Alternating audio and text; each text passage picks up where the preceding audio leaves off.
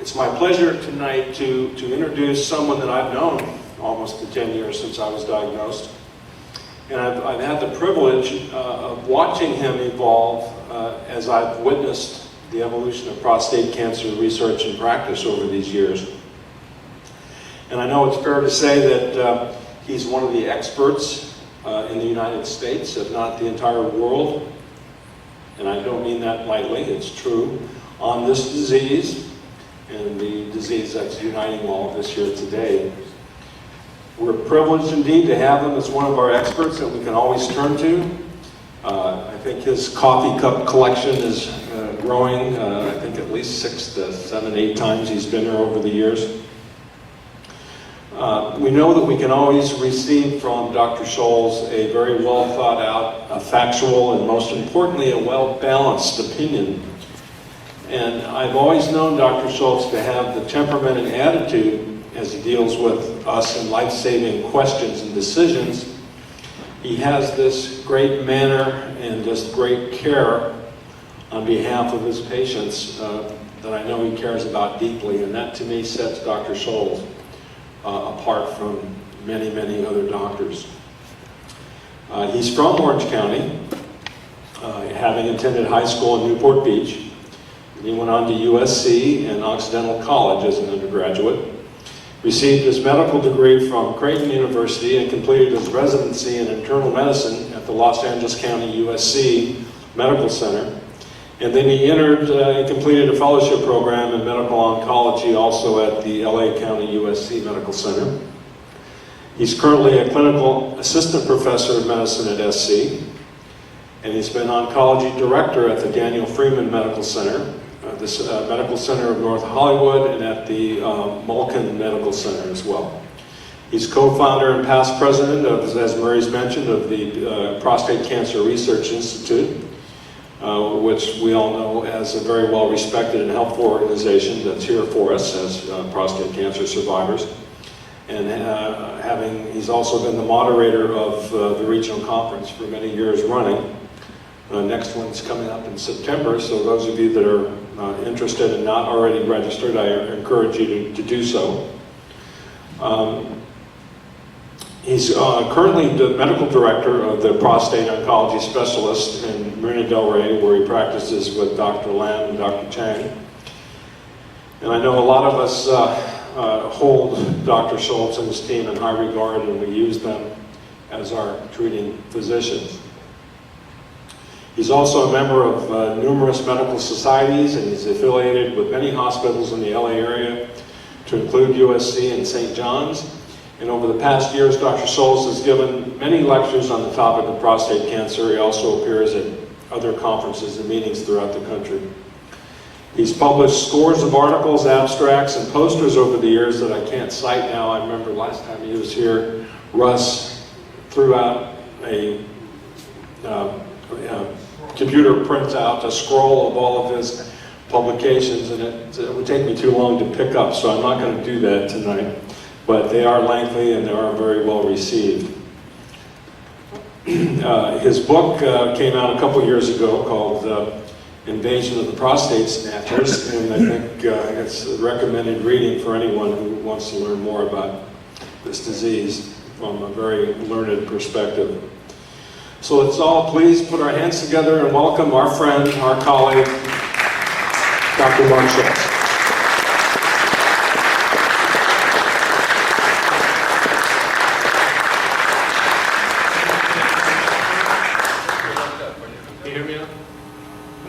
Projecting? No. Okay. I don't think I'm going to need this, so. There, get out of the way. Good thing I did my weightlifting today. Thank you for that lovely introduction. Thank you for having me here. It's a pleasure to see so many supportive and familiar faces and friends, and I feel very honored. This probably is the preeminent support group in the country, and what Murray obviously didn't have time to talk about all the accomplishment of this group over the years. The one thing that support groups can give you that no one else can do is an unbiased viewpoint. Medicine has become a big business. Prostate cancer has become a very big business. And so most of the people you'll talk to out there are going to have a conflict of interest. People at this location are here to just help. And sometimes, in certain situations, that's unfortunately kind of amateur help. And the help is well intended, but perhaps not very useful. Fortunately, this organization has been just the opposite. There's always been a very high level of professional expertise in what's been imparted. So you get a double benefit of people, clear-thinking people trying to give the right, honest viewpoint, and then doing a really good job of it. Russ Thomas asked me to come speak tonight in honor of the 20 years of this organization, and I quickly found out that there's been such an explosion of information about prostate cancer, there's no way in the world we're going to be able to provide any type of a thorough background. So what we're going to try and do is just sort of cherry pick some of the high points, and I'll come back to that in a minute. In fact, while I'm talking, if we could have a few people pass out these handouts, that would be great. Let me just pass these around, pass them back. Oh, someone said that the sound is not loud enough? He wants me to move it up a little bit or something? Is that better? I can use the other mic. It's all the same to me. Yeah. Larry took the mic To the bathroom. set it up there. All right. I don't know sign language, so. Give it a moment. While we're waiting for the mic to come home, I think you're really lucky to have Dr. Weissman. I was so pleased to see him here tonight. Marty Weissman's a urologist your office is around here somewhere, right, Marty? Orange. In Orange. And in my opinion, this is the best urologist in Southern California, and I don't know many outside of Southern California. So you're really lucky to have this guy in your catchment area. I was surprised to see him here tonight, but we go back 10, 15 years, something like that. And so I see Larry's walking now down to the bathroom. Well, Here we go. rounding the bend. So is everyone getting one of the handouts? Have they reached their... did we fail to bring enough of them? Let's see. Here you go. All right. That's better? Okay, so we have a lot of ground to cover. I think that if some of this seems to go kind of fast or seem kind of technical, what I want you to realize is that the structure of the talk that you're going to get tonight is probably just as important as the content. If you're looking for answers, you have to start looking in the right place. And one of the confusing things about prostate cancer, we've seen an explosion of information, and there's so much good information out there, it just overwhelms you. Where do you begin? What do you believe? So we're going to try and provide in the course of the talk tonight sort of a framework, and that is outlined in this perhaps not simple appearing graph, which I think I'll explain with the first slide. Let's go to the first slide. So prostate cancer has become such a huge field that the only sensible thing to do is to start to break it down into groups. And a very famous doctor from Harvard started doing something called the D'Amico risk groups, low, intermediate, and high risk. Most of you may have heard of that. But the PCRI, we picked shades of blue, prostate cancer being sort of the blue, pink being the breast cancer thing, with the idea to give people sort of a visual idea. I don't know if you have a pointer. I guess I got an arm. Of low, intermediate, high risk, relapsed, advanced. And I even added a situation in France because, as we know, many men have prostate cancer. They just aren't aware of it. They've never had a biopsy, or they don't realize that most men have prostate cancer by the time they die. Some of them are never diagnosed, but most are never diagnosed. So I'm going to do a sort of buzz through these groups tonight and hopefully give some insights on what I think is really exciting about each of these areas of prostate cancer. And I'll contrast it briefly with some of the craziness that I had to deal with when I started doing this 20 years ago, which was like the dark ages of prostate cancer. So we're not going to make a lot of attempt at looking back because it's really more important to know the new stuff that's coming along. So if you will go ahead and advance to the next slide. So just briefly, these are the kinds of things we're going to cover tonight. So I'm not going to spend time on it. We'll just delve into it. Let's go to the next slide. So what you have in front of you then is how you define these different subgroups. And the categories across the top of the page should be fairly straightforward. Local therapy is just a euphemism for either surgery or radiation, something that was treated locally to the prostate, as opposed to systemic therapy, which is a medicine that circulates throughout the whole system, throughout the whole body. So the grouping then, Gleason score, most people understand, grade, which is determined by a biopsy. How many of the core biopsies had cancer in them, what the prostate felt like when the doctor did the digital rectal, was there a bump on the gland, how high the PSA is, what the scans may have shown, and such as MRI or ultrasound, a CDU stands for color Doppler, or a bone scan. So if you categorize yourself by these things, at least you're going to get a head start and not be looking for treatments for someone who's in the royal blue category when you happen to be in the teal category. You're going to be very confused if you don't categorize yourself properly to begin with. So I'm not going to dwell on this much more. There's a lot of information about this on the PCRI website. So let's go on to the next slide. And so the first thing we're going to do is talk about this category, which maybe someone can think of a shade for that. This is something that I thought we really had to talk about with this recent news that we shouldn't be doing any more PSA screening. Which everyone obviously is mystified how intelligent people could arrive at that conclusion. But it actually can make sense if you start to understand that there's a lot of people getting treated for prostate cancer that don't need it. And if someone is getting a radical therapy, making them impotent and incontinent, when they don't even need it, that's pretty sad. And this is what promoted the thinking that maybe we should just stop doing PSA testing, which everyone in this area knows that doesn't make any sense either. So how do we resolve that? I'm going to have a few slides to talk about this. For people who have an elevated PSA between 2 and 10, I'm not talking about a PSA of 20 or 30, where in that situation, almost all those people have prostate cancer. But many people between 2 and 10, some have prostate cancer that's very low grade and they probably don't even need to know about. Some don't have prostate cancer. And then, of course, some people have high-grade prostate cancer, the type that we want to diagnose. So let's go to the next slide. This is a summary of the logic behind the U.S. preventative task force. I probably should just read through this. The magnitude of harms from screening, e.g. falsely high PSA, psychological effects, unnecessary biopsies, and overdiagnosis of indolent tumors is at least small. The magnitude of treatment-associated harms, i.e. adverse effects of surgery, radiation, and hormone therapy, is at least moderate, particularly because of the overtreatment among men with low-grade disease.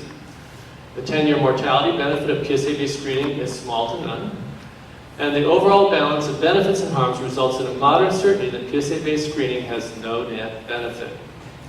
So there is no doubt, and this is a slide here that shows that in the last 10 years, it sort of validates what they talked about. Active surveillance for low-risk men came on the scene around 2007, and what we've seen since 2007 is an actual rise in the number of surgeries. Not a reduction, a rise in the number of surgeries, which you can all probably predict why. That was when we got the Da Vinci robot, which got the urologists very excited, even more excited about surgery. So there is a genuine problem. Let's go to the next slide. And the problem then are all these things that happen once someone gets a high PSA and almost inevitably has an immediate biopsy. And that immediate biopsy then puts a chain of events which usually lead to treatment. About 90% of men, even with low-risk disease, get treatment. And these are the kinds of side effects that treatment can cause from surgery and radiation. A lot of scary things. Peyronie's disease is a crooked penis. Climacturia is ejaculating urine when you have an orgasm. Strictures is scarring and blockage of the urinary passage, and on and on and on. So let's go to the next slide, please. The amazing thing is the New England Journal of Medicine a couple months ago reported that just telling someone that they have prostate cancer in the first month after the diagnosis, it precipitates 200% increase in the number of suicides and almost a 200% increase in the number of heart attacks. That's the first 3 months after diagnosis. And New England Journal of Medicine, the most reputable journal in the world, has published this data. Doesn't surprise me too much when you think about some poor guy that gets a biopsy on Wednesday and gets a call from his doctor Friday afternoon saying, yep, it's cancer. And if you're very lucky there's time in my schedule next week, we'll probably be able to cut it out this upcoming week. So these are shocking things that people are completely unprepared for when they have an immediate biopsy right after their PSA goes up. So let's go to the next slide, please. And this is a slide from a study done in Europe that indicates that PSA screening actually does save lives. The control group are the people that had a PSA test done every 4 years. Not every year, every 4 years. And after 14 years, there were significantly more men alive that had a PSA tested every 4 years versus no PSA testing. So so PSA screening saves lives. There's really no doubt of that. The question is, does it save enough lives to justify all the overtreatment that's going on? Next slide, please. And so you can see here how PSA screening started in 1987, and the mortality rates from prostate cancer then started to go down, whereas previously they'd been rising. But the amount of improved survival, this distance here, is dwarfed by the number of men that are getting diagnosed and treated. So there are some men's lives who are being saved, but many who are getting unnecessary treatment. So let's go to the next slide. So the idea, the foolish proposal then, well, let's just stop PSA testing, throw the baby out with the bathwater solution. Others have said, well, why don't we just keep diagnosing all these people but watch them? But the problem is that we have surgeons that are, steering the bus, and they're the ones that are they're men of action. People that go into doing surgery are likely to treat people rather than watch them. That's been just proven over time. And of course the patients are scared. They think that this illness is like pancreas cancer or lung cancer, where people can die within 6 to 9 months of a diagnosis. It's very, very rare with prostate cancer. Next slide, please. So here's some ideas in terms of what one might do between getting a high PSA and doing a biopsy. In other words, I contend that PSA testing is not the problem. I contend that doing a biopsy right away, without knowing what you're getting into, is the problem. I think people need to get educated about how different prostate cancer is from other cancers before they have a biopsy. And then some of the things that you can do, if you want to go to the next slide. Let's skip this slide too, please. Let's go past this slide too. Keep going. And one more time. All right, so there have been some large studies done looking at trying to predict if someone has cancer before a biopsy. And actually, if you Google the words prostate cancer prevention trial or PCPT risk calculator, you'll get, let's go to the next slide, an algorithm where you can punch in your numbers. Now, these just happen to be my numbers. So, my PSA is 4, I'm 57 years old, actually weigh 185 now. And I'm told that my rectal exam is normal, and I don't have a family history. So my chance, if I go have just a 6-core biopsy of being diagnosed with prostate cancer, is 35%. I haven't had a biopsy yet. My risk of having high-grade prostate cancer is about 6%, so that's about 1 out of 20. So maybe, I don't know if I have a suicidal tendency, I haven't had a biopsy yet, but I see both sides of all the complications, because it's very hard when you have a diagnosis of cancer to not get treated, even if you're a doctor. That word cancer has an awful, powerful emotional impact. So every individual, I think, knowing after they learn about prostate cancer, needs to be given this kind of information of what the biopsy is likely to show. Probably most importantly, because they need to be prepared for the fact that this low-risk prostate cancer, or any cancer, is about 5 times more likely than high-grade prostate cancer. So it's 5 times more likely you're going to be diagnosed with something that you probably should watch than treat. And you're going to never be able to get rid of that diagnosis. So you all have already crossed over. But I think that patients, there's about 1 million men getting biopsy in the United States every year. So this is a huge issue. And I think that we're not educating the public enough about what they're getting into when they do a biopsy. Let's go to the next slide, please.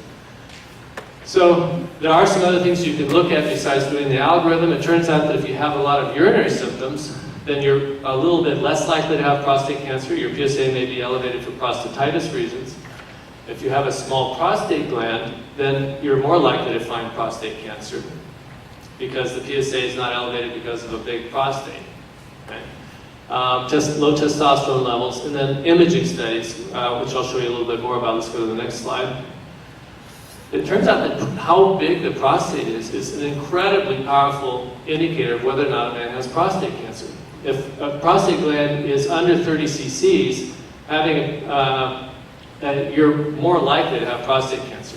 A 30 to 60 cc gland, you're only 25% as likely to have prostate cancer. And if you have over a 60 cc gland, you're only 10% as likely to have prostate cancer.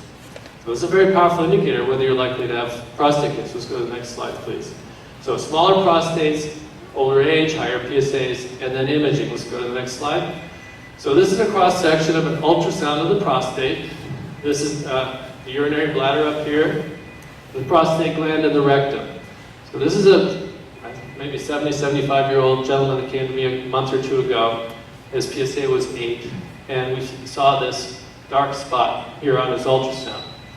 So of any 75-year-olds with a PSA of 8, we might say, well, maybe we should watch it. But when we saw this, and the fact that there's increased blood flow, we got a biopsy. And let's go to the next slide.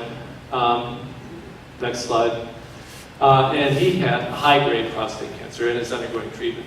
So there are ways to sort of think this thing through rather than just snap doing a biopsy. And I think this is one of the areas of education that needs to be expanded a lot for prostate cancer, the people that don't have a diagnosis yet. Imaging is also a good indicator. MRIs at the facilities I really like a lot are UCLA for MRI quality, not just any MRI, but you've got to go to a center of excellence. Next slide, please. And keep clicking. Let's just put all that, yeah. So with MRIs now, they can do imaging with what's called T2 weighting. This is contrast and diffusion. So it's almost like 3 or 4 scans in one. They can really localize cancer a lot better these days. And so I would consider doing imaging, and I've undergone prostate imaging myself to try and see, are we missing some sort of a high-grade cancer in my case? And thank God, no. So I'm on a monitoring protocol. Let's go to the next slide, please. Keep going. Yeah. Okay, so you have that piece of paper in front of you. You can see there's 6 categories. I can't go into depth in all 6, so we're going to go into more depth into 3 of the categories. This first one that we just looked at. For the low risk category, I think, let's go to the next slide. What's changed is that we do believe that you can safely watch these gentlemen. These are PSA less than 10, Gleason score of 6, and no large lumps felt on the gland. The sad thing is that probably close to 70 to 90% of men in this category are still getting treated. And it's been shown clearly that it's unnecessary. In fact, the only randomized trial looking at immediate treatment versus delayed treatment was reported in abstract form and showed that even the next category up, the teal group, when they were watched, they had the same survival as people who were treated with immediate surgery. So a watching protocol doesn't mean that you're never going to have treatment. It means that you do indeed watch closely and then treat the people where the cancer seems to be misbehaving. Studies have shown that those people that pursue that course, that they have the same cure rates and long-term survival as the people that get immediate treatment. So I think the new information, this is all we're going to say about this low-risk group, and there were a couple of reports in this year's urology meetings that the frequent biopsies that have been relied upon so consistently, biopsy after 1 year and after every 2 to 3 years, indefinitely for people on monitoring. Johns Hopkins is biopsying people every year who are on monitoring. And now the preliminary studies suggest that these new MRI tests are accurate enough to find cancer, probably about as accurate as a biopsy. So that people who get a good quality MRI may be able to start to forego all these biopsies, which is really good news. Okay, so let's go to the next slide. This is probably the most difficult situation that I deal with, what we call intermediate risk prostate cancer. It's not a particularly dangerous condition, but the consensus in the United States is that most of these men need treatment. And probably any treatment could be arguably reasonable. And so we're making fine distinctions between these different treatments. And you can't make distinctions unless you understand the treatments to compare them. So it involves a lot of education for people to be able to make a sensible choice. So we're going to just sort of hit the high spots. The first slide that we're going to look at, let's go to the next slide, please. Let's go to the next slide, is something that I think might be a real breakthrough. This is the only slide we're going to show on this tonight, but I think this might be the most exciting piece of information that I've come across in many, many years. And that has to do with exploiting the type of quality imaging that I've pointed out that they can do with MRIs now. So once you can see the cancer, then in theory, you can start treating the cancer instead of treating the whole gland. When our imaging was suboptimal, we had to treat the whole prostate to make sure we got it all. That makes sense. But whenever we treat the whole prostate, we also get the nerves and the urethra and all the other things, and people end up with all kinds of horrible problems. So once we get imaging where you can see the cancer, then in theory, all you have to do is treat the spot. So here's the outline of the prostate gland. This is an image from a guy named Sperling in New York, who's treated about 50 people with a laser device that was developed to treat brain cancers. And this has been adapted to treat prostates. As far as I know, he's got the largest series. University of Colorado's treated about 10 people, and other people are getting excited about this. And you can see that here's the laser up next to the prostate. And then after treatment, see the outline of the prostate, here's the end of the laser, they are able to selectively destroy just the area of the prostate that they want to kill. And if you can see the cancer accurately, you can target just the cancer rather than the whole gland. As I mentioned, about 50 patients have been treated, essentially no side effects. This is what we've been waiting for in prostate cancer. The day, why are we doing active surveillance on people? Because the side effects of the treatment are worse than the disease. Well, once we have a treatment that doesn't cause side effects, then you don't have to worry about treating people. It'd be like skin cancer. You know, the dermatologist is always freezing spots on you and cutting spots off. I mean, it's considered to be an innocuous procedure. So I'm hopeful. There's no large studies now validating this, but I've had a couple smart patients call the patients that have been through this procedure, and they're reporting that indeed the doctor who's claiming there's no side effects, that there haven't been any side effects. The long-term effectiveness, of course, is going to be determined by how accurate he is and how good they are at imaging. So this is far, far away from unproven, but I think this is incredibly hopeful that after all these years, we might be finally arriving with a non-toxic treatment. So let's go on. I'm going to talk to you about the standard things. You can see why this is so exciting. When you look at the existing treatments for intermittent therapy, for intermediate risk, or the teal category, according to your paper in front of you, I consider, now many surgeons for Europe said that the gold standard is surgery. I consider a quality seed implant to be the gold standard for intermediate risk prostate cancer. I contend that it's less toxic and more effective than surgery. So we're going to go through and talk a little bit about this. Probably most of you have heard of seed implants. This may be a review, so let's go to the next slide. These seeds are loaded into a long needle with spacers in between. So little seeds in a needle. Next slide, please. And then the patient's laid on his back, and the seeds are passed through the perineal skin and loaded into the gland, which is right here. You can see a line of seeds from a previous, next slide, please. And after it's all done, the seeds are spaced throughout the whole prostate gland, and then they learned over years, next slide, please, that actually you want to load them around the edge because the urethra is in the middle, and a burn of the urinary passage is what creates the most side effects from seed implants. So these have been refined over the years. They don't spread around the body anymore. They string them together on a string. Cure rates are very good, but we'll go into what the side effects of these things are after we go through a few more slides. So let's keep going. Back one slide. Back up a slide, please. Okay. What you learn with seed implants is that it needs to be done right. If they don't get enough treatment, this is not enough treatment, the cure rates were 80%. With appropriate treatment, it was 90% in this study. Here's enough dose, 93% cure rate, Not enough dose, 76% cure rate. Seattle, which I consider to be the preeminent seed implant place in the world, 98% treatment with adequate dose, 86% with suboptimal dose. So it needs to be done skillfully like any other prostate treatment. Next slide, please. Let's skip this one. Let's skip this one. Okay. This is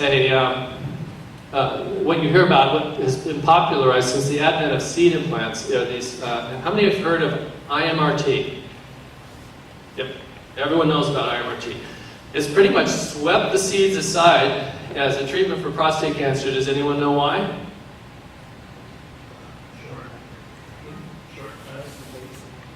Anybody have any idea why? Seed implants look pretty darn good. Now why is everybody getting this and seed implants are kind of like ho-hum yesterday? Any speculation? Long-term benefit. New modality. Easier. Ah, interesting. What a trusting bunch of people. It turns out that this here pays about 4 or 5 times better than a seed implant to the doctors. It works well. Let's go look at the numbers for it. Keep going.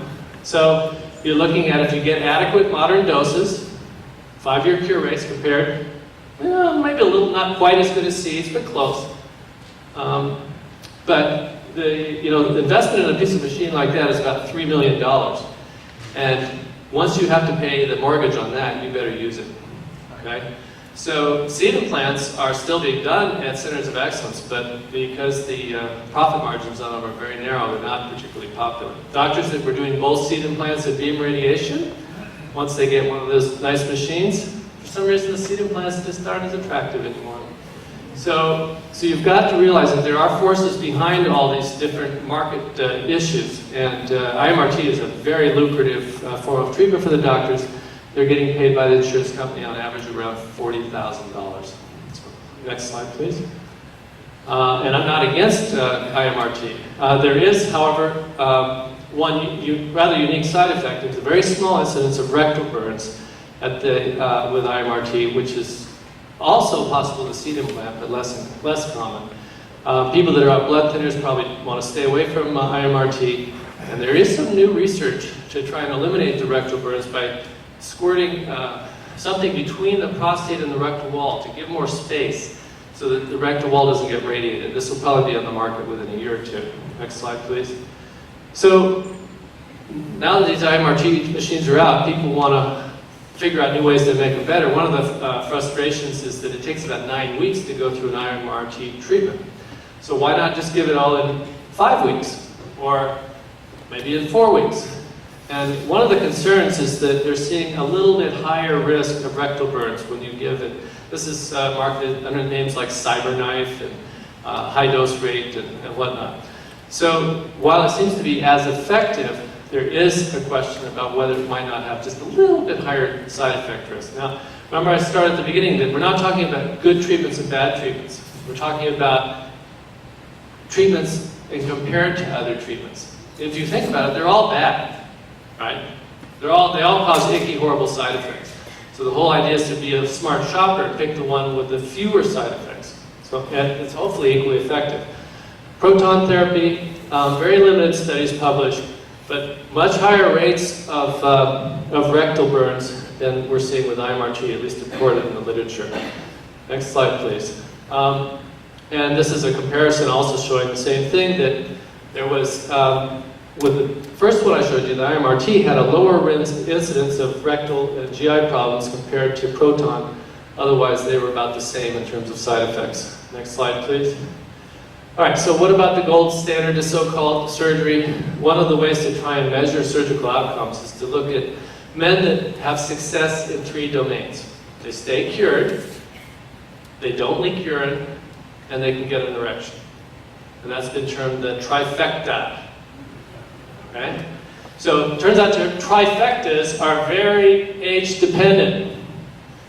But it's only accomplished in about 50% of 58-year-olds and 25% of 65-year-olds. And they're talking about probably one of the most famous surgeons in the world. This is not like a bad surgeon. This is a fantastic surgeon. Is robotic surgery any better? Well, these are different studies, different doctors. But these are people reporting their own outcomes. This isn't someone like me on the sidelines taking pot shots and saying, stay away from those guys. This is their reported numbers. 44% of men who are 58-year-old on average were able to, got cured by the surgery, are not leaking urine, and can get some sort of an erection. We'll talk about that a little bit more. Let's go to the next slide. So, there are erections and then there are erections, okay? And that's a hard thing to measure.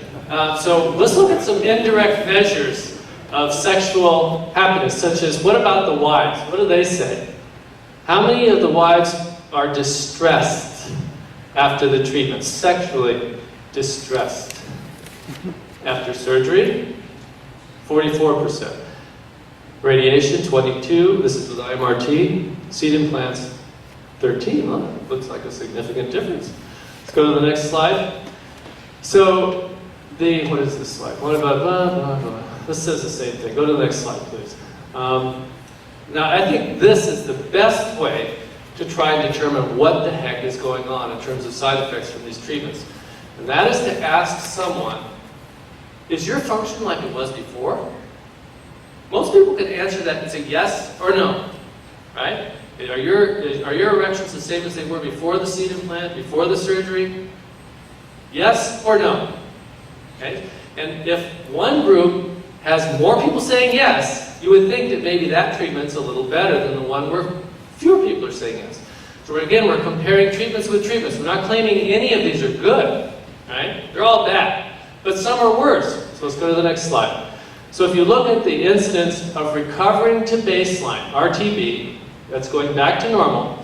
This is for urinary symptoms.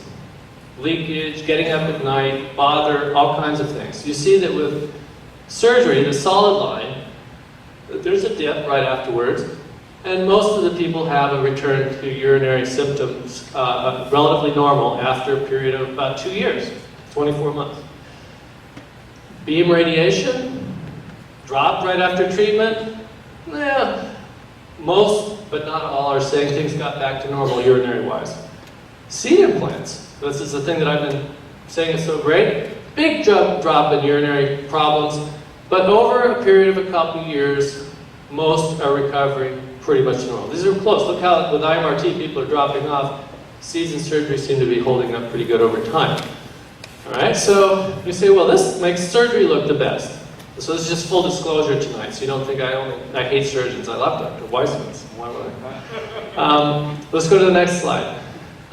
Urinary control. This actually is a measure of leakage. The other was just symptoms. And you can see that the problem with urinary leakage after surgery, what is that? 65–70% of people after surgery say that their urinary control, the absence of leakage, about 2/3 is like it was before surgery.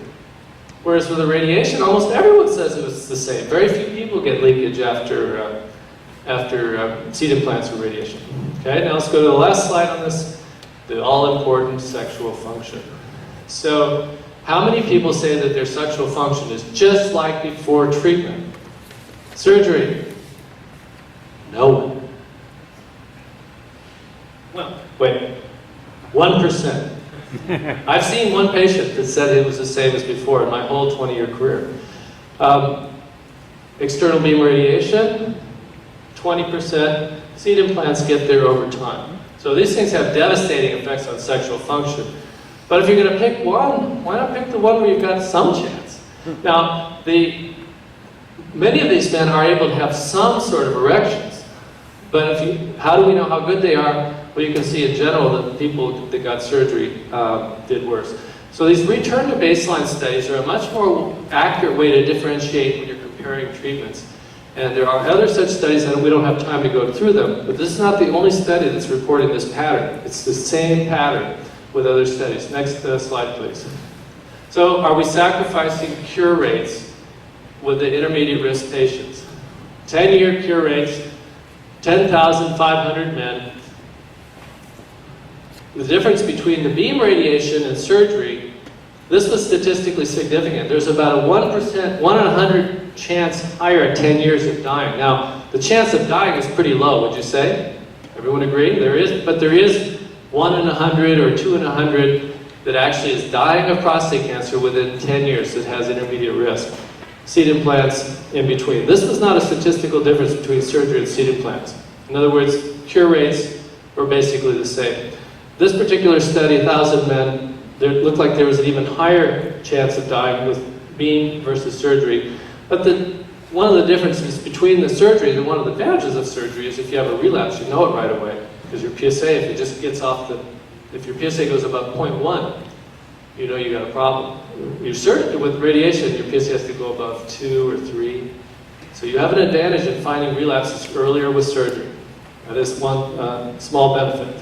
But if you look at the overall mortality rates in this group, it's so low, should you really be making a decision? And this, of course, is people that were diagnosed back in the 90s or maybe 2000. Now we're in 2012, and if 10 years from now we're going to be in 2022 with all the technological advantages of that. Are we still going to see these kind of mortality rates? I don't think so. It's going to be even better. Next slide, please. So this is a compilation of some work from the seed implant people up in Seattle, showing cure rates depending on how mature the study is. Multiple studies looking at cure rates for surgery and seed implants. And you can see that they're definitely overlapping. But it looks like the cure rates are, in this particular analysis, even better than surgery. So, next slide, please. Okay, so that's when I have patients with intermediate risk prostate cancer, the teal category, where I think we have the biggest struggles. Because the differences between the treatments are not huge, and it's sometimes difficult to convince people that these small differences matter. So people will say, well, it just feels better to cut it out, or it just feels, I know I don't want surgery. Those sorts of emotional decisions. But there are distinct differences between the different options. Okay, what about high risk? We're just, I think, only going to show one slide on this. These are the people that have higher grade disease, and the mortality rates at 10 years are high enough that you want to take every precaution to get rid of the cancer. That's this group of people. So how do you do that? In the old days, of course, we would just do surgery or give radiation treatments. Back in the 1990s, my practice didn't give radiation treatments. Can you believe that? We thought radiation was so terrible. It burned so many people, it cured so few people. We didn't even do it. We just gave hormones back then. And we just watched people. So things have changed, obviously. Now I'm preaching radiation treatment. So let's go to the next slide, please. So when people have high-risk prostate cancer, they really need to do everything they can to cure it. People can die of this, of high risk. So some form of hormone blockade. We're not going to talk about that much tonight, but most of you know what that is. A combination of a seed implant with high-dose technology. We're not going to describe that either, but there's some centers of excellence that do a great job with that. This would be considered investigational. Let's skip down. Some sort of, and this is investigational, but radiation to pelvic lymph nodes, high-dose seeds, and hormone therapy for some period of time, 6 to 24 months. In my view, is standard for the teal category, the high-risk category, not the teal, the Azure category. So the new things in this are, if you can add hormones and improve outcomes, what about a new hormone we'll talk a little bit more about later? It's called Zytiga. It's on the market now for over a year. It's way more potent than Lupron is. So if Lupron can help spare lives and make people live longer, why don't we use the best hormone therapy? Of course, studies are being started up to look at that. In the past, we've talked about using chemotherapy to try to improve cure rates. Chemotherapy has a lot of side effects, and it's not all that effective, but it's been a point of discussion. And let's go to the next slide. So this is an interesting image of a new type of PET scan that works well for prostate cancer. PET scans are used widely for lung cancer, pancreas cancer. They measure radioactive sugar. This measures a radioactive fat. It turns out that prostate cancer feeds more on fats than on sugar. And so if you put radioactive fat into the system, it will light up wherever the cancer is. And you can make out the anatomy. Here's the backbone, the pelvic bones, the prostate's down here. And then these bright spots right here, those are cancerous lymph nodes. And now with this technology, they can see metastases that are about 4 millimeters across. It takes about 10 to 15 millimeters to see something on a CAT scan. So this is dramatically more accurate. And one of the issues with prostate cancer and how dangerous it is always the eternal question, has the cancer spread? And it's always been a mystery. Technology like this is starting to take that away. This is not FDA approved yet, but it is available as an investigational study in Arizona. It costs about $3,000. But many people feel that that's not a bad price to know what the heck's going on with their situation. So the carbon-11 acetate PET scans, you're going to be hearing a lot more. At the Mayo Clinic, they're doing carbon-11 choline scans. It's equally effective. Let's go to the next slide. One of the neat things about this technology, this is a slide that was provided me by a famous radiation therapist in Beverly Hills named Chris Rose. I said, I want a slide that shows how you target those lymph nodes. Let's go back to the slide for a moment. So if you can find the lymph nodes, it's kind of like the idea of lasering the prostate. Well, now you're saying with IMRT radiation technology, you can actually zap the spots and kill the lymph nodes. And this is what the treatment planning, go to the next slide please, that Dr. Rose uses in trying to set up his radiation fields. The radiation equipment they have with IMRT is so sophisticated now with the computers that they can actually radiate a spot in the middle of your body and there'll be no radiation here. So this is full dose radiation. You understand this is a cut through someone's body here, the hip bones, and these are intestines over here, and those are the lymph nodes, just like I showed you on that other scan, which was a cut this way. So this is where Dr. Rose is going to treat those lymph nodes with IMRT. And I've seen patients who had high PSAs treated in this that went into permanent remission and never needed any more hormone therapy when we know they had proven lymph node spread. Next slide, please. Okay, so I said that's all we're going to spend on that. Now we'll talk a little bit about the PSA relapse group. The men that have had surgery or radiation and their PSA is rising, they call it the relapse, we call it indigo. In the old days it was simple, we thought that everyone had eminently life-threatening disease. We know now that more than half of the men that have this situation will die of unrelated causes, i.e. old age. At one time in our ignorance we thought that everyone that had the PSA come back was destined to die of prostate cancer. But less than half of men ever do, and those that do, it's usually after 10 to 20 years. So in the old days, everyone got hormone therapy for life because we were so afraid of them dying. Let's go to the next slide.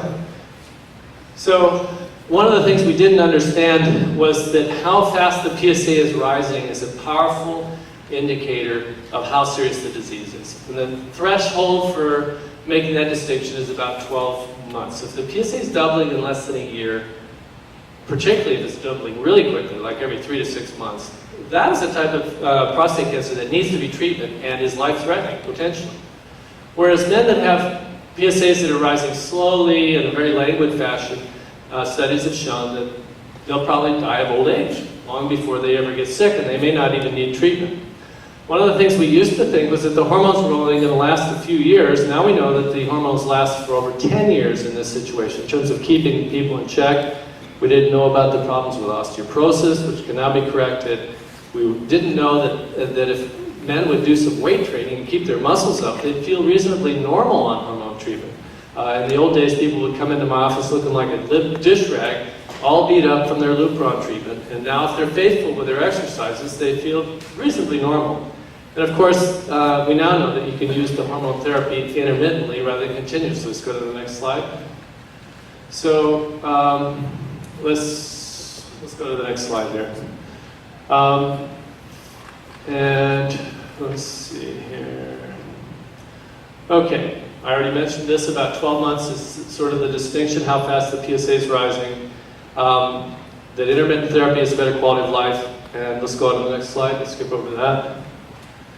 So, how do we know that you can take a holiday from a hormone treatment when you know that you need to be on that hormone treatment to keep you going? If you had a PSA doubling time less than 12 months, that seems pretty speculative to be stopping and letting your PSA rise. Well, a famous doctor, actually very famous for developing the theories behind active surveillance, Dr. Scholz, headed up a study of 1,300 men, all volunteers, half of who got intermittent treatment, half got continuous. And they showed after 10 years that the survival was the same, and that the people that were on the intermittent group were on hormone therapy only 27% of the time. And this is where we get some of that data that it takes about 10 years for resistance to develop on average. Some men shorter, some men longer, of course. Next slide, please. We've been using something in the intermittent holiday periods to try and keep the PSA down by stimulating the immune system with some exotic medicines, some of which you're familiar with, like Avodart. Some of you who have blood sugar problems may have heard of metformin. And then a medicine that's FDA approved to treat myeloma, an old chemotherapy drug. In this combination, it actually stimulates the immune system, and we've seen some nice long remissions. Let's go to the next slide. In men that had a rising PSA, went on hormone therapy. Does everyone understand that this is a rising PSA over time? Does that make sense? It's all graphical. Most of you have seen this. They go on hormone therapy, their PSA plummets down to 0, almost universally. Then when you stop the treatment over time, the PSA will start to rise. This is the holiday period.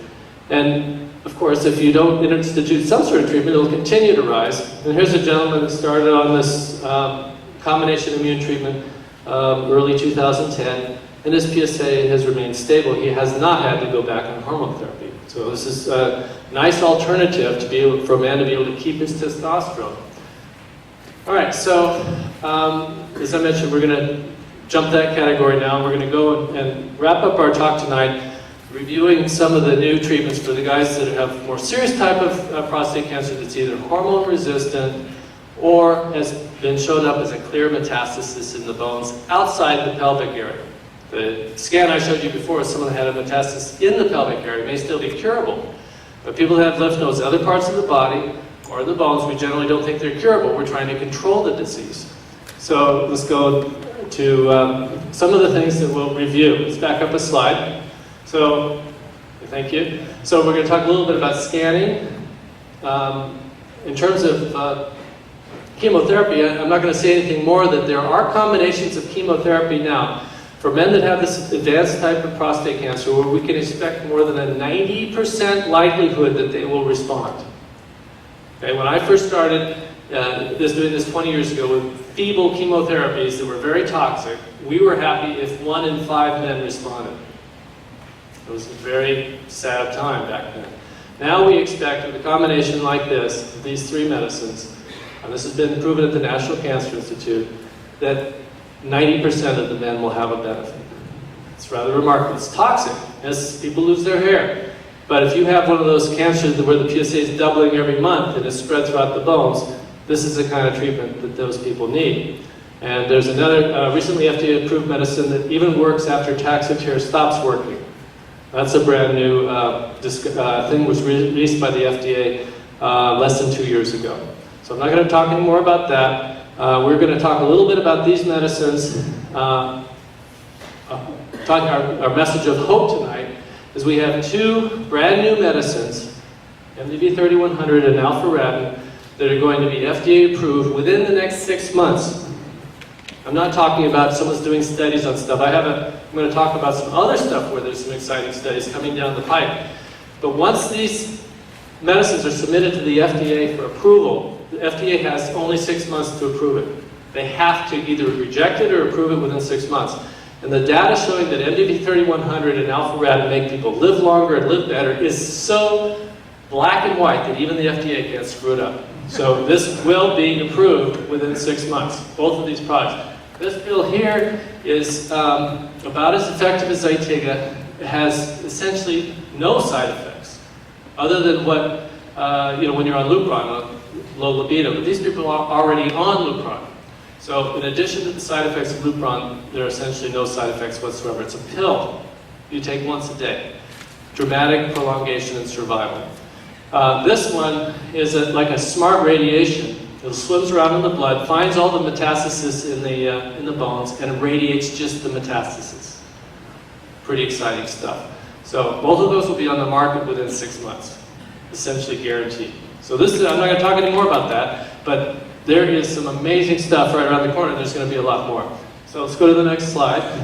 This talks about scanning. I talked to you earlier about carbon-11 acetate PET, FDG PET for other types of cancers. It turns out that there's a new type of PET scan for prostate cancer patients called sodium fluoride PET. And compared to the old bone scans, most of you, if I look, anyone in here that's had a bone scan before, they probably had what we call a technetium bone scan. That looks like this. Okay? This is what most men are getting.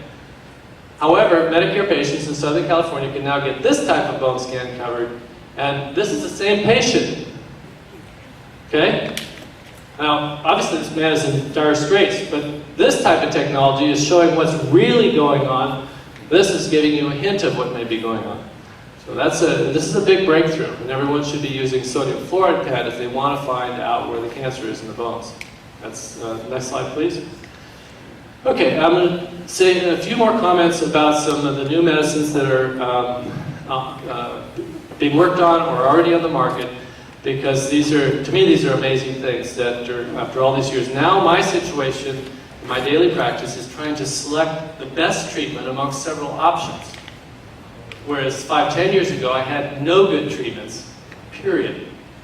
And we had toxic chemotherapy that had minimal impact. So one of the most exciting things is the hope that we've all held out that someday that the immune system could be harnessed to fight the prostate cancer. And for years I've been hearing people taking mushrooms and multivitamins and whatnot, which may have been doing more harm than good, with the thought that if you made your immune system stronger, that would somehow fight the cancer better. But we know now it's not a weak immune system. It's a blind immune system. The cancer is cloaking itself from the immune system. The immune system is perfectly strong. Plenty of horsepower, just not aiming at the right spot. So if you can get the immune system focused on the cancer, then you're going to make a difference. So let's go to the next slide. So a company called, let's skip this slide, called Dendria came up with the idea of taking the protein that's on the surface of 95% of cancer cells, called prostatic acid phosphatase. It's a molecule short for this PAP, and feeding that to specific immune cells that have been taken out of a patient's blood, collected. And these immune cells are then mixed with this protein, prostatic acid phosphatase, with something in there to juice up the immune system. And that, the idea being that if you put those cells back in the body, that they'll go swim around, find the cancer, and attack it, and kill it, or at least slow it down. So next slide, please. So keep clicking. One more. Okay, so again. Okay, stop there. So the cells, they found out that the cells that are in our body that are supposed to sniff out the cancer. And once they identify it, then those cells tell the rest of the immune system to start killing the cancer. So the cells that they isolated are called antigen-presenting cells, and when they're activated, they're called dendritic cells. So the company named itself Dendria.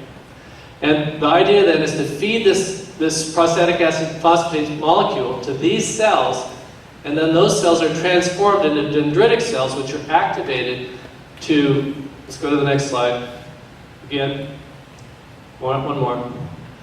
And what they do, once these dendritic cells are activated and put back in the body, is they take the T cells. How many people have heard of a T cell? Awesome, what a group. So they take the T cells and get them excited about killing any cell that has prostatic acid phosphatase on it. So, does it work? I don't know if I have a survival slide, but go ahead. Next slide. To get the FDA to believe that something works, you really have to it's overkill. So what they did is a double-blind, placebo-controlled prospective trial. Half the men got a sham infusion, half the men got Provenge. And yes, the people that got Provenge did indeed live longer. What's interesting is what we might all suspect, is that the men that started with a lower PSA, under 22, as opposed to the men that started with a higher PSA, obviously suggesting that more cancer, right? High PSA, more cancer, low PSA, less cancer.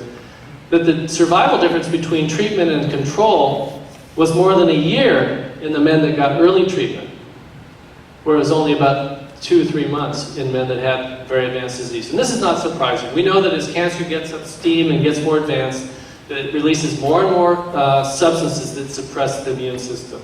So if you get an immune treatment in earlier when the immune system is fully intact, you're going to get much better results. Next slide, please. So one of the interesting things, of course, is the company decided to charge $93,000 for it. So as you can imagine, that gave the insurance company the fantods, and they started doing a dance to figure out how can we not pay for this stuff.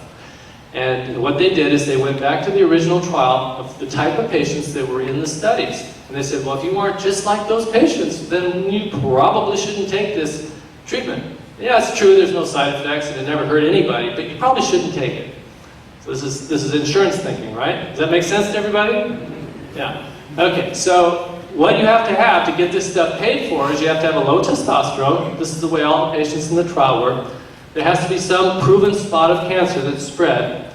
And you can't have someone with rip-roaring disease that's about to get into trouble because you want the immune treatment to have some time to work. So, and of course, then they have to have a rising PSA.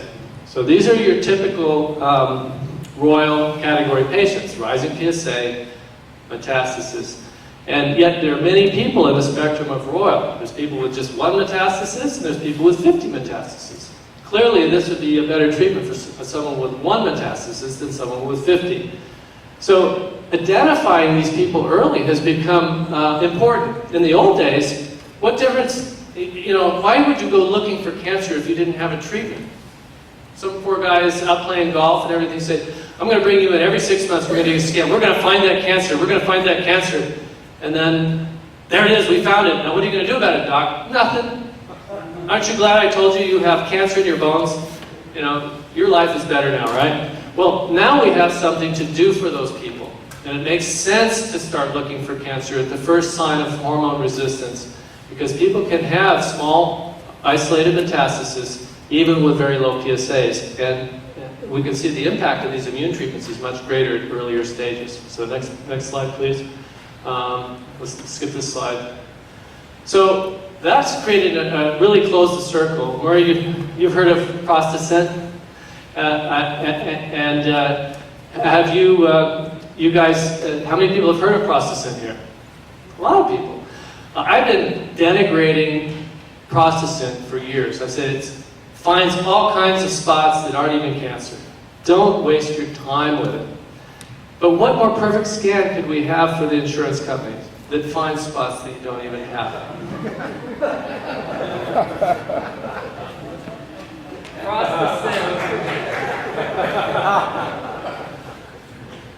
So, Prostate has some validity, but there are false positives. In a situation with someone with a low testosterone and a rising PSA, am I worried about a false positive? Not at all. I'll welcome it, because that's the type of person that's going to respond well to immune treatment. A treatment like Provence that doesn't have any side effects. So I've brought this off the dusty shelf, and I've been ordering more prostacyclins in my hormone refractory patients. Next slide, please. So one slide on Zytiga. Everyone here has heard of Zytiga? No? Okay. How many people have heard of ketoconazole? Even more. Okay. Well, if you take ketoconazole and you make it twice or 3 times as effective, and you remove most or all the side effects, you have Zytiga. Okay? So Zytiga is FDA approved. You can see why here. They gave the people, a big bunch of people, I don't know, 1,000 or so, Zytiga versus placebo in men that were resistant to chemotherapy. These are very sick people. And the survival was substantially improved. These are people we probably wouldn't have had much hope for even giving ketoconazole to. So the insurance companies started playing the same game when this was approved. They said, well, this is only tested in men that had chemotherapy, and this is going on in the country to this day. For whatever reason in Southern California, this medicine is being covered for people who have hormone resistant before chemo. And this is where we use this medicine, right? We use it right after Provenge. So if we find someone who's hormone resistant, we give them the Provenge, and we put them on Zytiga. Almost everybody has their PSA drop, and it stays down for a long time. And side effects, rare liver problems, extremely well tolerated. It's a pill. So this is a huge advance. This is on the market now. That other pill I told you about, MDV 3100, is going to be a competitor for this pill. That'll probably be out in about 6 months or so. Next slide, please. Okay, this is our last miracle drug. And this one's kind of interesting, not only because of the results, but how it works. It's fascinating. This is the only medicine on the market right now that works this way. And this is a result of lots and lots of research. Someone finally figured out how does a cancer cell become resistant to Taxotere. I've mentioned to everyone understand what Taxotere is, chemotherapy for prostate cancer. Okay? It's powerful. I showed that if it was mixed with other things, you got a 90% response rate. It has side effects, of course. But after a period of time, people tend to become resistant to it. And those people are tough to treat. Now, Zytiga made a difference, but not in everybody. So some brilliant biochemist, I can't tell you who, probably a team and a series of teams, that figured out that there's a specific enzyme in the cancer cells called clusterin that grabs the Taxotere and throws it out of the cancer cell. Somehow detects that stuff's not good for it, and it gets rid of it. Amazing. So some very smart people then got the idea, well, somehow we can eliminate that enzyme, that it's going to enhance the activity of Taxotere. So let's go to the next slide, please. So it was kind of like a Back to the Future thing. I don't know if you guys enjoy sci-fi, where they, the Terminator, they go back and try and kill the mother of the protagonist so that he can never rise up and overcome the machines, right? So this is kind of that idea in the sense that instead of trying to eliminate the protein, what they did is they figured out a way to eliminate the DNA of the protein. It says all the proteins are built from DNA, or RNA, which is a type of DNA. So what they did is they, let's go to the next slide, is this sort of illustrates how the DNA makes the protein, but we can skip to the next slide. So as the DNA from this is created in the nucleus, floats out into the cell, and is going to get converted into this clusterin stuff that gets rid of Taxotere. So the company got the brilliant idea to say, why don't we make sort of an anti-DNA that would act kind of like super glue and stick to this thing, and then the protein could never get made. So the protein never comes into existence. So it sounds great. Does it work? So let's go to the next slide. It was tested in 82 patients where they gave this medicine that gets rid of the DNA precursor with Taxotere versus Taxotere alone. And they showed, next slide please, these are the types of, what they showed was that there was a significant improvement in survival. So that's very exciting, and this is in testing right now. The company that makes this Custorsin is paying to have 1,000 patients get treated either with Taxotere alone or Taxotere plus Custorsin. If that study shows a benefit, it will get FDA approved. I've been giving this to a patient now. I wanted to give you an illustration of how impressed I am with this, based on a patient that came to me when we first opened the trial. And his story was that when he was diagnosed, he had Gleason 9, he had surgery, he relapsed, he went on leupronic Cassidex. By the time I saw him, he'd become hormone resistant, his PSA is up to 100, his bone scan was positive, and he had lymph nodes that you could feel with your hand. So he was randomized in early part of 2011 to the combination of Taxotere and quercetin. Now this is not a blinded study. Sometimes they don't tell you whether they're getting the magic potion or not. They'll just give a sham infusion. In this particular study, we know who's getting the Taxotere and who's getting the Taxotere plus quercetin. He got the combination, and he's been getting this infusion weekly and the Taxotere every 3 weeks. And I'll show you the slide next slide. This shows how his PSA behaved. And I presented this at the conference last September. By the way, it's been mentioned already, the PCRI conference this year is on September 8th. We've got a wonderful lineup of people that you can go to pcri.org if you want to look into the signing up. So, PSA around 100, starts on Taxotere and Custorsin. In January of 2011, PSA goes down. And by the time of the conference last year, his PSA had dropped down to 6. I thought that was impressive enough to present to everybody. Look, it works! And I was very excited about it. The patient's more excited than I am, obviously. And so what happens next? Let's go. Now we just looked at his chart. He's been on the treatment. and I didn't include it, but it's easy to describe because his PSA is now less than 1 and stable. So we have a problem where we think, do we need to continue the treatment any longer because he's done so well, but on the other hand, you can't put him back on the treatment if for some reason the cancer would start to grow again. So it's a little bit of a dilemma. But when you get results like this, I'm pretty confident that we're going to see this stuff on the market in the next few years. So that's what I wanted to cover. Remember, the theme tonight was the idea of different types of prostate cancer. It's that handout that I gave you is prostate cancer. But look how distinctive the different types of prostate cancer are, and how important it is to slot yourself into your situation so you can compare yourself to the results of other people that have a similar situation.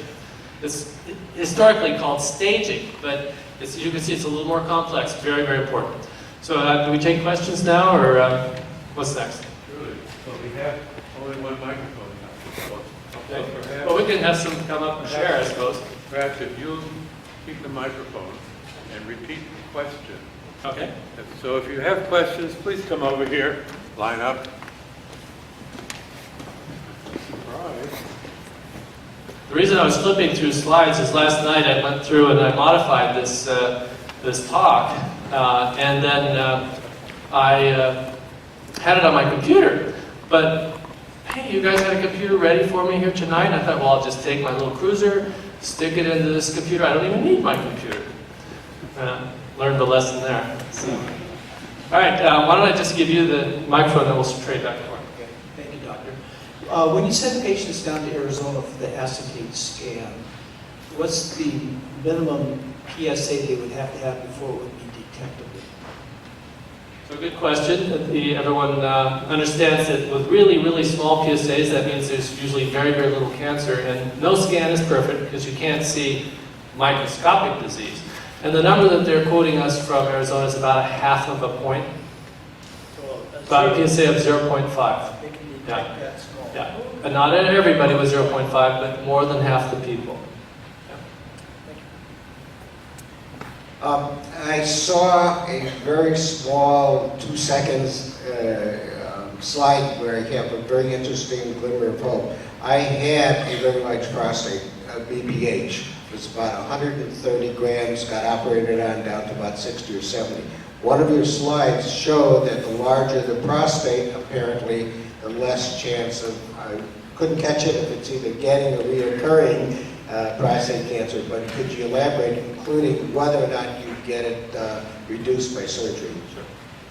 So I alluded in several slides, some we skipped quickly, that men with bigger prostates from a prostate cancer point of view are in a better position than men with smaller prostates. We know that bigger prostates can cause more urinary problems, but that's a different issue, right, than prostate cancer.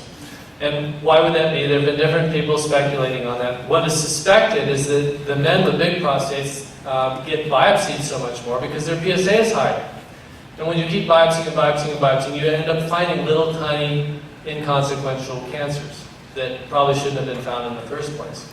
So men with big prostates then, as a general rule, have a better outlook than men with small prostates. Now, the reason that they do, I just speculate, is one potential reason. That's never been proven.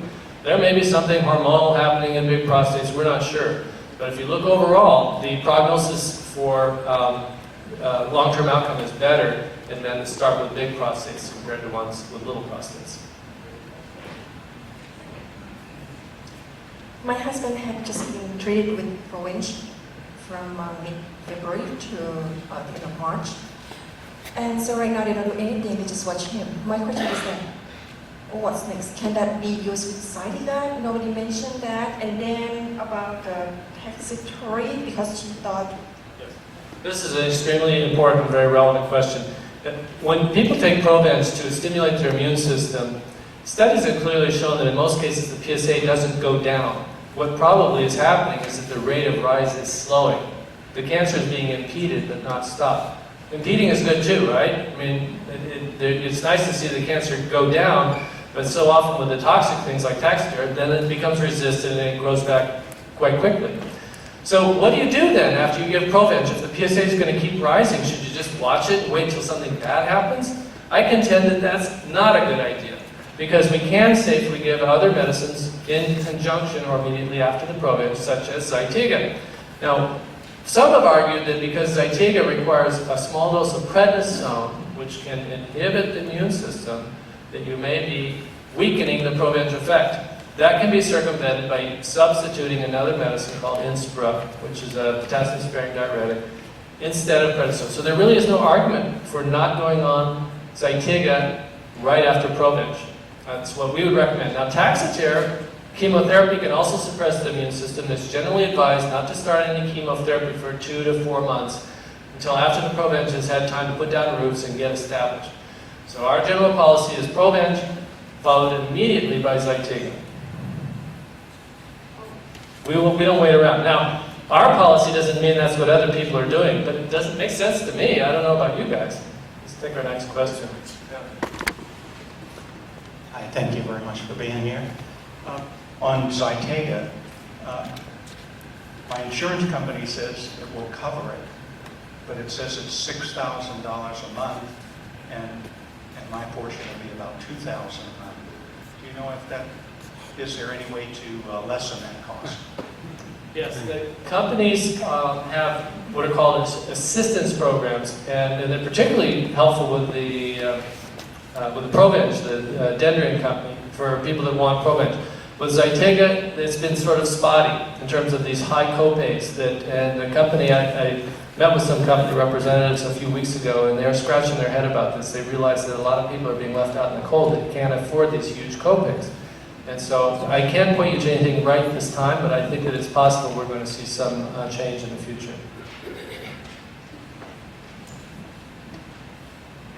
First, I want to say how wonderful this conference is, and if you've never been, you really are missing something.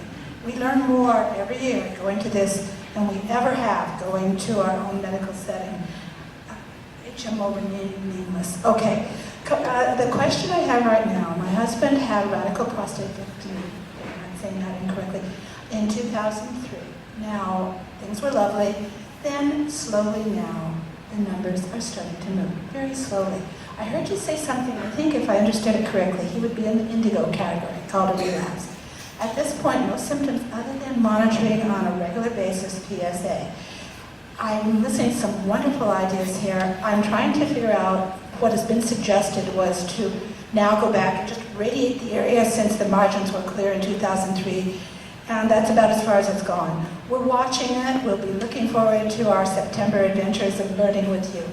Meanwhile, at the ranch, of all these things you were suggesting, you said something about 2 to 3, was that 0.2 to 0.3? Okay, so we're getting close to that time now.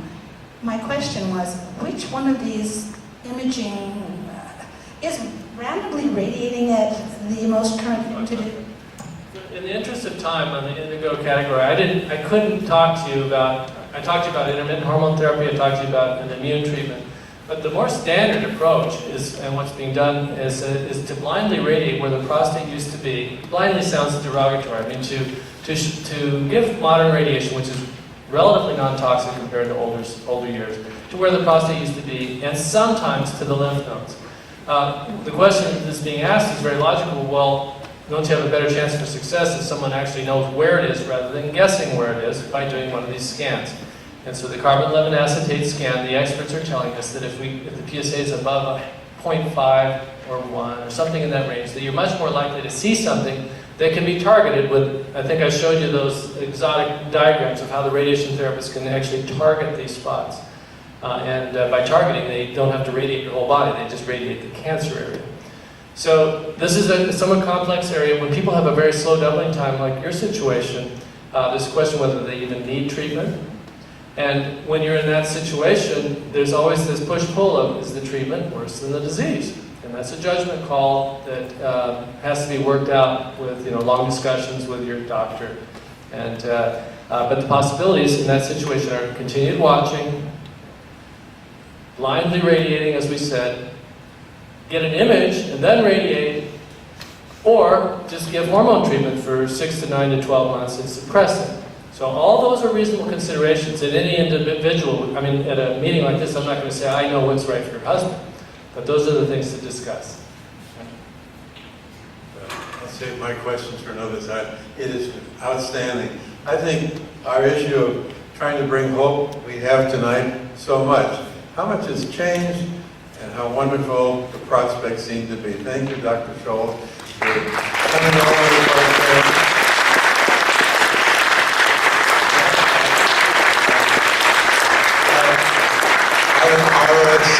Our safety inspectors have asked that you, as often happens, you not run and clog up Dr. Scholz from escaping, but if you're willing to spend maybe 10 minutes in the lobby, you can ask maybe further questions. I know sometimes they pop up. Again, each of you may take as a gift one of your choice of DVDs that may still be out there if you haven't already. And further on the way out, we have one of our magic Prostate Forum of Orange County coffee cups. They're a rarity. So, thank you all for coming and joining us. It's been a pleasure.